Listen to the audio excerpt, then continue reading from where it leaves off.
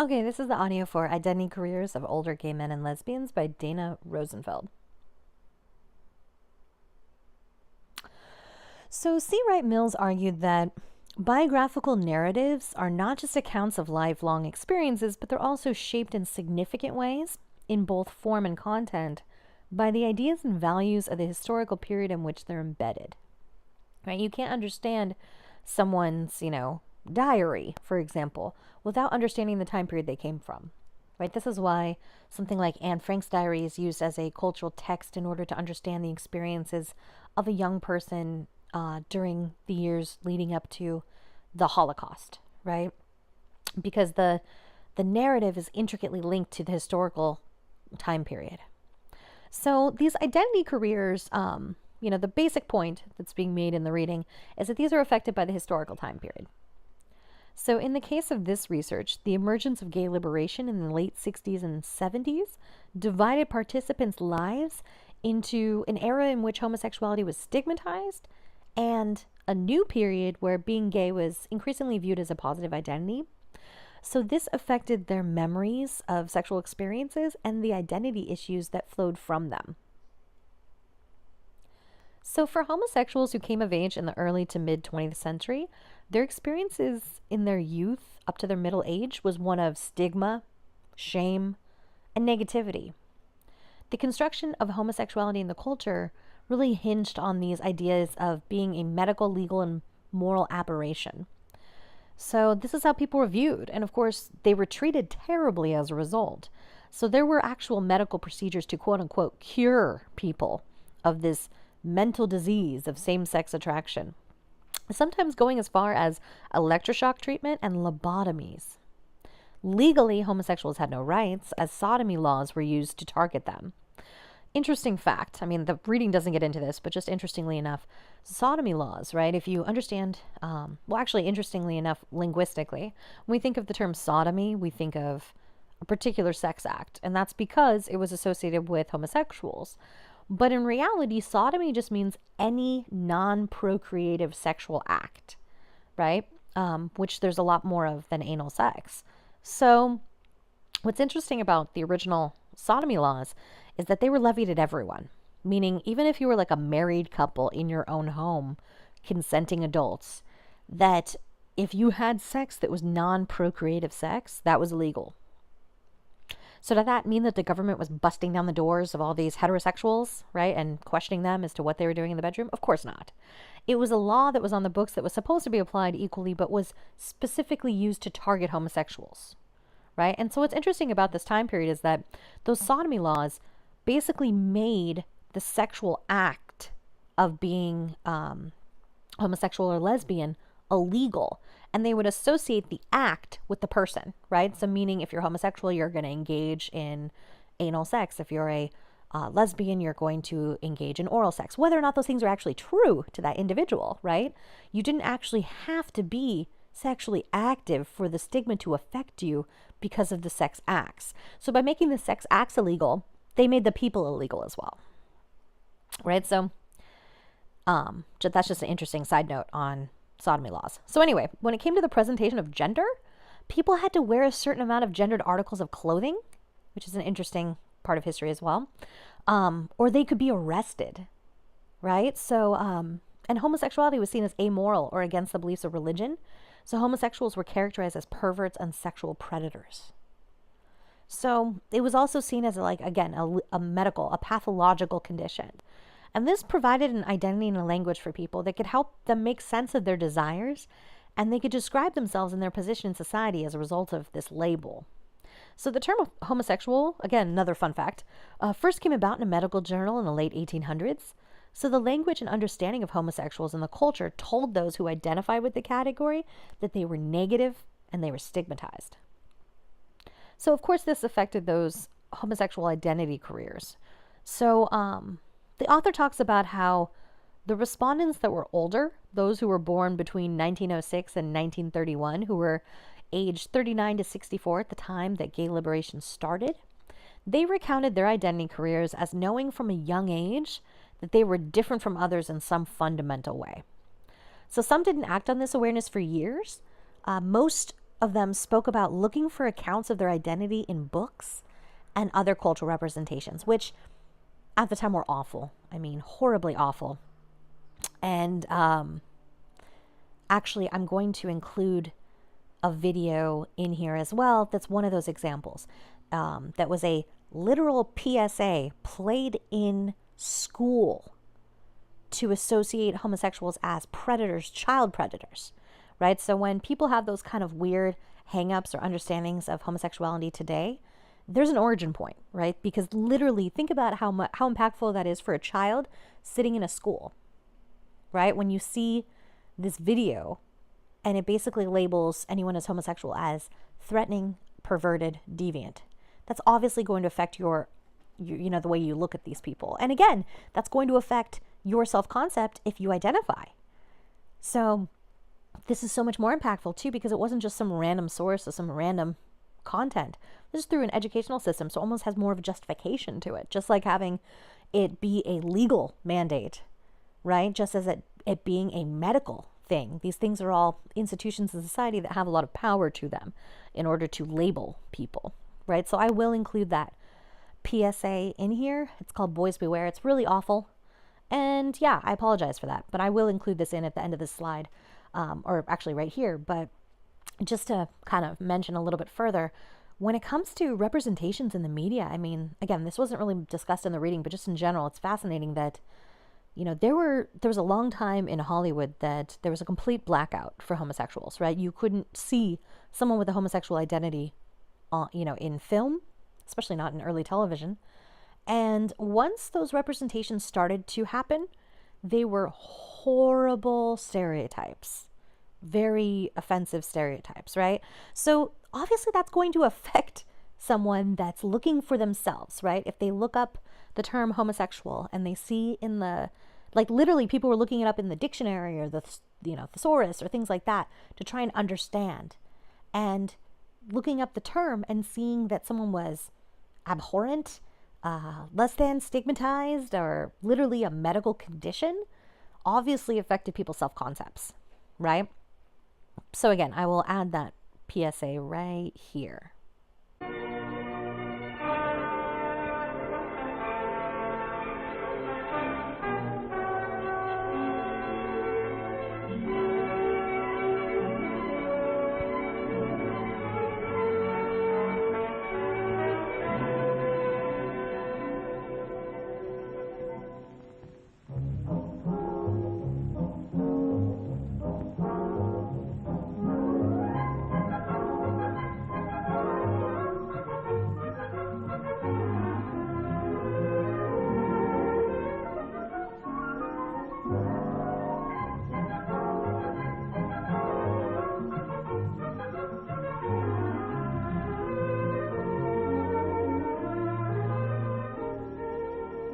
I'm Lieutenant Williams, a police officer attached to the Juvenile Division.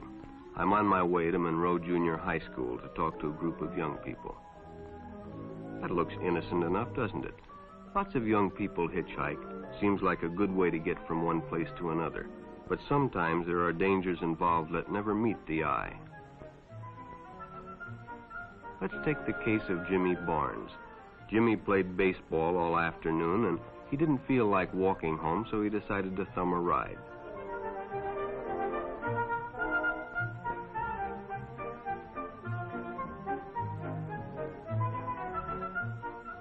He'd done it 100 times before, and he didn't think anything was unusual when the driver struck up a friendly conversation. In fact, he seemed like a real nice guy. He asked Jimmy if he played baseball in the park often. Jimmy told him they practiced 3 times a week and played a rival group on Friday afternoon. The stranger was a good listener, too, and it only seemed minutes before they pulled up in front of Jimmy's house.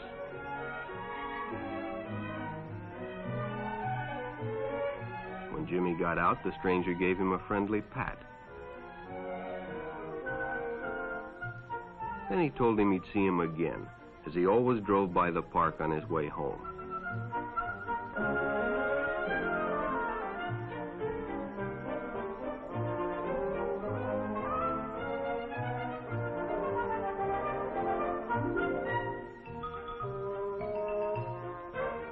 Sure enough, The following day, when Jimmy finished playing ball, well, the man was there waiting.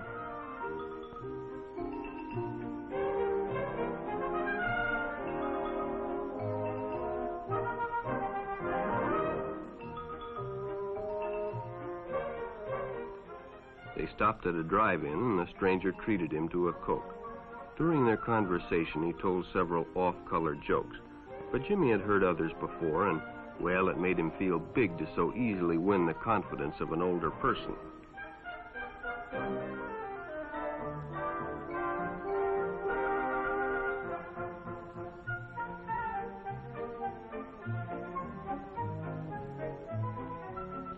The following Saturday, they went fishing together. By now, they were using first names. Ralph said it was more friendly.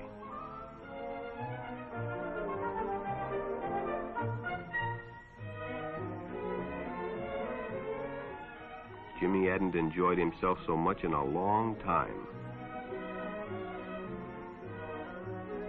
Then during lunch, Ralph showed him some pornographic pictures. Jimmy knew he shouldn't be interested, but, well, he was curious. What Jimmy didn't know was that Ralph was sick, a sickness that was not visible like smallpox, but no less dangerous and contagious, a sickness of the mind.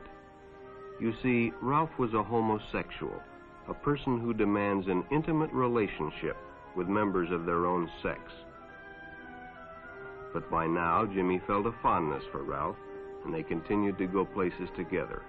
Ralph was generous and took Jimmy many interesting places and did many nice things for him.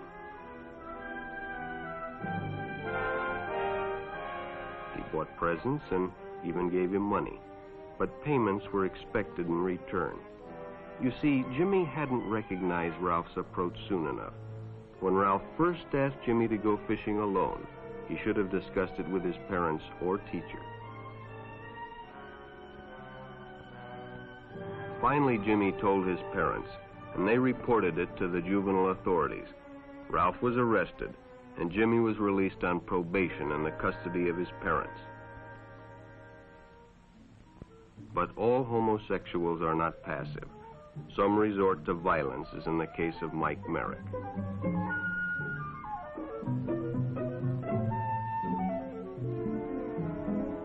In the heat of competition, no one noticed the man who sat and watched. And when the game broke up and the others left, Mike decided to stay and practice a little longer.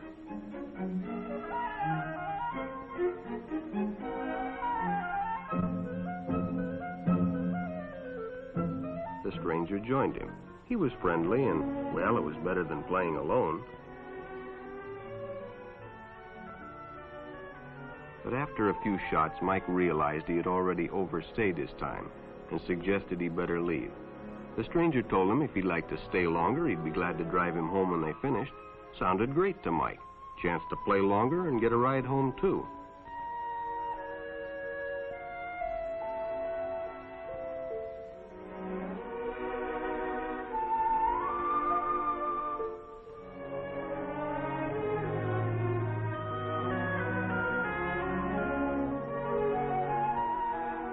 When they finished, the stranger told him he'd make a fine player someday if he got lots of practice.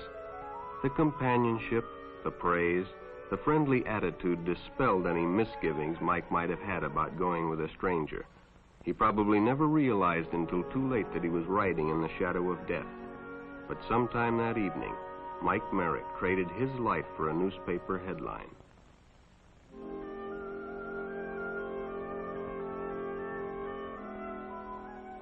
As Denny and Jerry got the papers ready for Jerry's afternoon delivery, they only casually noticed the two boys that raced by in the afternoon traffic, and they didn't pay much attention to the car that drew up shortly afterwards until the man called them over.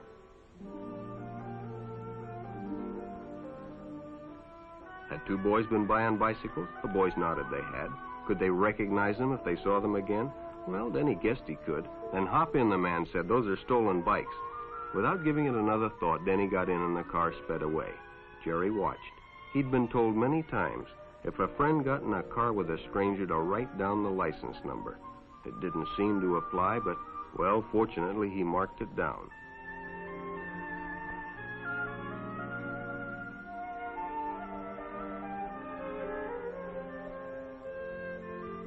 When he delivered a paper to Denny's house, he asked his mother if they'd caught the boys that had stolen the bicycles. Denny hadn't returned, so he told her the story and gave her the paper with the license number.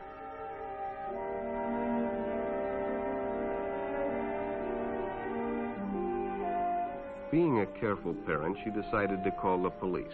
Jerry supplied the necessary information, and the stranger's car was quickly spotted. It was a good example of how important it is to always get the license number and description of any stranger who takes a young person off alone, no matter what they tell you.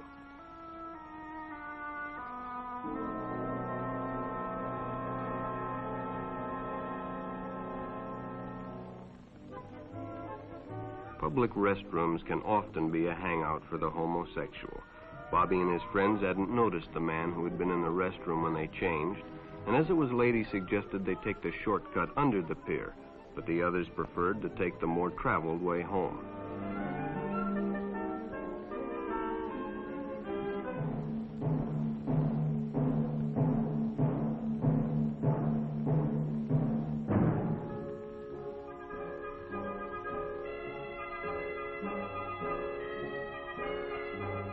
When Bobby recognized the stranger as the man in the restroom, the shortcut under the pier didn't seem like a good idea at all.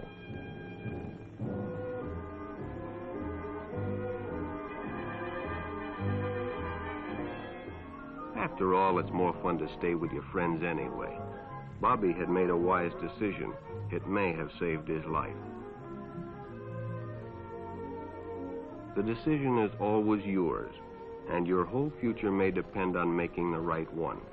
So no matter where you meet a stranger, be careful if they are too friendly, if they try to win your confidence too quickly, and if they become overly personal.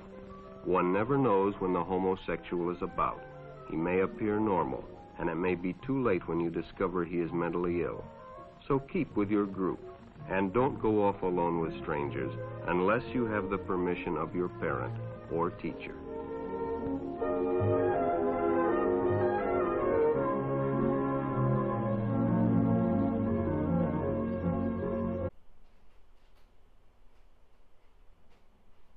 So for a lot of people that were interviewed, the accounts that they saw in the media portrayed same-sex desire as pathological yet curable.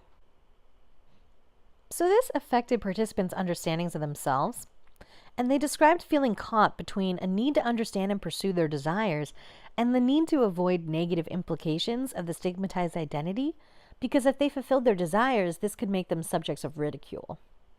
So, this is how Rosenfeld determined or, called this distancing, right? Referring to the variety of ways in which subjects modified, weakened, or resisted the applicability of the term homosexual to themselves. So some put their feelings behind them and pursued a heterosexual identity, while some felt that their unmet needs could be offset by replacing those needs with something else, right? Diving into your career or things like that. So for many, distancing caused them to see themselves as not having value or definition. And there were two ways that people distanced, typically. Some entered conventional heterosexual marriages, while a few had married and their desires came about during their marriages. And the second way people distanced was with limited heterosexuality, by embracing the medicalization concept of homosexuality, thinking they could be cured through therapy, which would give them a future heterosexual identity. So when it came to embracing a new identity, several participants didn't know how to interpret their same-sex desires until their first sexual contacts, which clarified their desires for them. So many saw meeting and associating with other homosexuals as key to interpreting their desire in a new light. This was important because it showed that they were not alone. So gay and lesbian liberation emerged, and the movement provided both a social context to form relationships, right, like a community of people, and a new symbolic framework useful for calculating their desires and actions. So as it progressed, the movement granted the opportunity for people to go from basically being invisible, not existing. Like there was no such thing as out of the closet before gay liberation, right?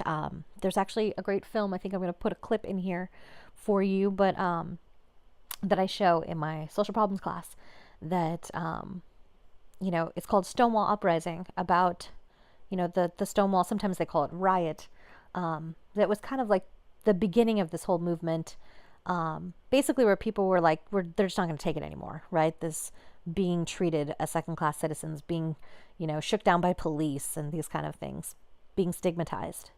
So, before that, there was no like, oh, you're in or out of the closet. It was just you didn't tell anyone. You just sublimated these feelings. It moved from being closeted to being a stigmatized identity, like being homosexual meant being stigmatized, to being homosexual meaning being liberated, So there was also kind of conflicts over this idea of coming out to family members. Those who identified as homosexual before gay liberation thought that close relationships with their families hinged on avoiding conversations of their homosexuality, meaning that they didn't want to create tension, they didn't want to face rejection from their families, and in the rare situations where they did come out, they were met with outrage. So those who identified as gay or lesbian during or after gay liberation saw discussion of their identity as essential in relationships with family members. So going back to that C. Wright Mills, obviously the emergence of the social movement had a lot to do with how people could then develop their own self-concept or self-narratives, their biographies. So there's many ways to experience older age. Our experiences of aging are as diverse as we are. So, as far as family, some said that growing older was harder because they did not have family to rely on like many heterosexual elders. Think about these older adults that came of age before gay liberation. They obviously were legally restricted from marriage up until a couple of years ago, legally restricted from adoption, right? So that meant that a lot of people didn't have family, though there were many that were married and had families before coming out. But others saw the absence of family relations as freeing them from the concerns and restraints that heterosexual elders faced. And some saw their homosexuality as irrelevant in their old age. And it's arguable that this identity is more important in years when our sex drives are more active than in later years. So as far as future cohorts, right, for future research, the author argues that there should be, or people should avoid a reliance on this heterosexual-homosexual divide. This may have been an oversimplification of the differences that people experience as they aged, because anytime we rely too much on dichotomies, we're missing the nuances in between the two extremes, or all the things that are the same about those experiences. So we have other identities to contend with other than our sexuality that also affect our experiences in a very intersectional way. Also, as far as the future cohorts, there's quite a bit more awareness and acceptance of homosexuality in the media and pop culture than ever before, which suggests that future cohorts of gays and lesbians will have devoted a shorter period of their life to identity issues surrounding their sexuality. And as a result of their identities will be different, as will their experiences of sexuality, right? So if you came of age, in the 1930s, right, versus in the, 2030s, you're going to have a different experience of what it means to be a homosexual, what it means to be a lesbian in the culture. And that meaning also affects your self-concept of those things, right? We all seek to understand the concepts of society and to wrestle them within our own identities. Is there still a stigma? For sure. Is there still prejudice? For sure, right? But does it exist in the same form as it did before gay liberation and the, feminist lesbian movements? No, of course not, right? People actually have a lot more rights. They have the right to marry, children, all these kind of things that were legally restricted for many years because of these kind of anger and hatred and just like the fact that people were so low on social hierarchies as to be considered abhorrent, right? The social concepts matter a lot in the way that people are treated. And just from a basic social interactionism perspective, the way we are treated affects our self-concepts. So it is interesting in the research that using C. Wright Mills kind of concepts of, that sociological imagination, the meeting of the individual time period, the context, the social and historical time period, and the individual's experience. So your individual experience of being gay or lesbian is going to be extremely different depending on if you came of age at 1950 or if you came of age in, 1999, right?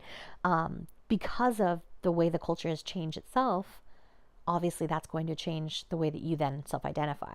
So that makes sense that in future research, that has to be taken into account as to see how these experiences of aging might differ because, and the experiences of your own sexuality and identity might differ because you've had different experiences. There are a lot of kids here. And if we catch you with a homosexual, the rest of your life will be a living hell. And you will be caught. Don't think you won't be caught. Somehow being gay was the most terrible thing you could possibly be. I just didn't understand that. The CBS News Public Opinion Survey indicates that sentiment is against permitting homosexual relationships without legal punishment. People talk about being in and out now. There was no out. There was just in. It was as if they were identifying a thing. He's a faggot, he's a sissy, queer. The Stonewall Bar was right in the center of where we all were. We were at the back of the room. The police started coming in, raiding the bar. First police officer that came in with our group said, "The place is under arrest. When you exit, have some identification." This time they said, "We're not going." That's it. We're not going. Something snapped. It's like, this is not right. And then more police came. All of a sudden, pandemonium broke loose. I mean, this was the Rosa Parks moment, the time that gay people stood up and said no. It was thrilling. It was the only time I was in a gladiatorial sport that, I stood up in. I was proud. I was a man. In the civil rights movement, we ran from the police. That night, the police ran from us. And it was fantastic. There was no going back. We had discovered a power that we weren't even aware that we had.